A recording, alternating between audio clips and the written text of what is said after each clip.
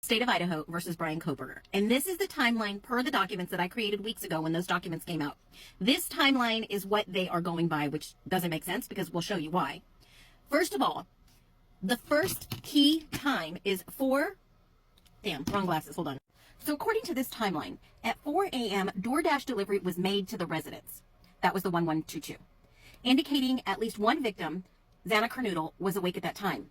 But, however, in the other document they released prior to that, it said that everyone was home by 2 a.m. except for the fifth roommate, Xana, and her boyfriend, Ethan. Okay, keep that in mind. At 4:04, the surveillance footage captures Alondra, believed to be driven by suspect Brian Koberger, entering the vicinity of the victim's home. Of course, we didn't get to see that footage on Dateline, but that's okay. Hold that thought. Then at 4:12, it was said that Xana Kernodle was reportedly active on her phone, suggesting that she was alive at this time. That's 4:12. So keep in mind, for approximately 13 minutes, this white Hyundai Elantra was looking for a parking spot. Okay, hold that thought. We'll get back to that one. Then at 4:17, the audio that we know that came from 111 to King Road, the audio from nearby surveillance picked up a loud thud and a dog barking, which investigators believe coincided with the attacks. So mind you, from 13 minutes of trying to find a parking spot to approximately 4 minutes, well, you've got about 5 minutes. I'll give them 5 minutes.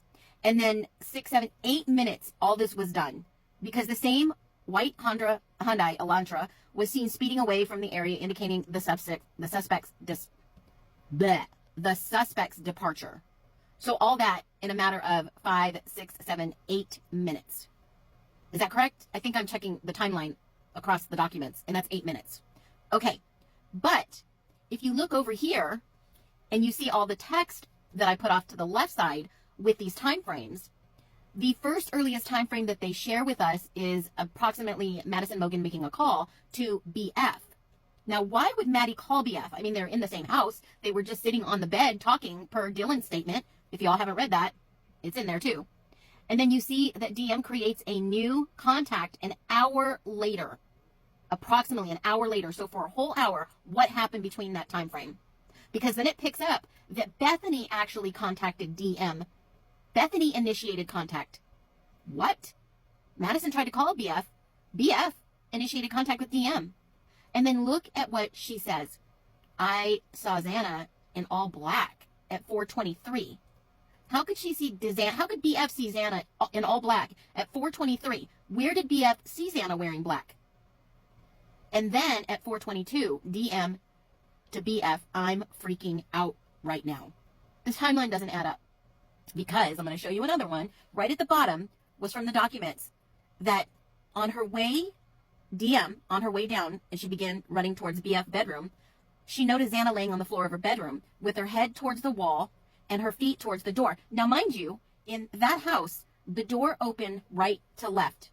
So would she be able to see Xana's feet if the door swung that way or what? I mean, Dylan literally had to head out exit right from her door, and then take a sharp left down the stairs. Yes, she would pass Xana's room if it was light enough. I mean, how could she see her feet? I'm just questioning that, but I'll digress. So when you start looking at the time frames of when she was on her way down to the bottom of the stairs, it looks like on the timeline when she basically says, I saw him wearing a ski mask, and, basically come down to her room, it was already way past 4:23. I mean, this timeline doesn't add up. What are your thoughts about this? Like and follow for more. Be well.